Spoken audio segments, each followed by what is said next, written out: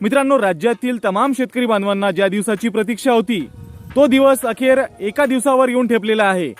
कारण दिनांक 28 फेब्रुवारी 2024 रोजी राज्यातील पात्र शेतकऱ्यांना शेतकरी सन्मान निधीचे एकूण 6,000 रुपये त्यांच्या खात्यात हे जमा केले जाणार आहे।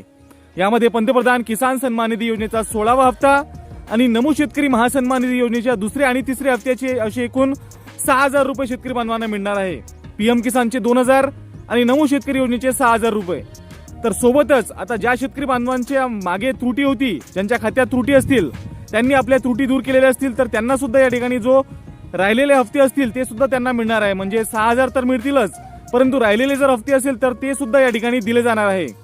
तर मित्रांनो, देशाचे पंतप्रधान माननीय श्री नरेंद्रजी मोदी यांच्या हस्ते यवतमाळ येथून 28 फेब्रुवारी 2024 रोजी दुपारी 12 वाजतापासून वितरणास सुरुवात होणार आहे आणि 2 दिवसात सर्वच पात्र लाभार्थ्यांना हे सन्मान निधी योजनेचे पैसे त्यांच्या खात्यात जमा होऊन जातील।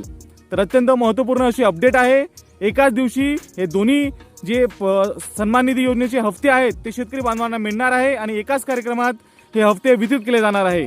तर अत्यंत उपयुक्त अशी माहिती आहे, इतरांपर्यंत नक्की शेअर करा आणि अशाच प्रकारच्या उपयुक्त व्हिडिओजकरिता चॅनलला सबस्क्राईब करून नोटिफिकेशन बेल नक्की दाबा।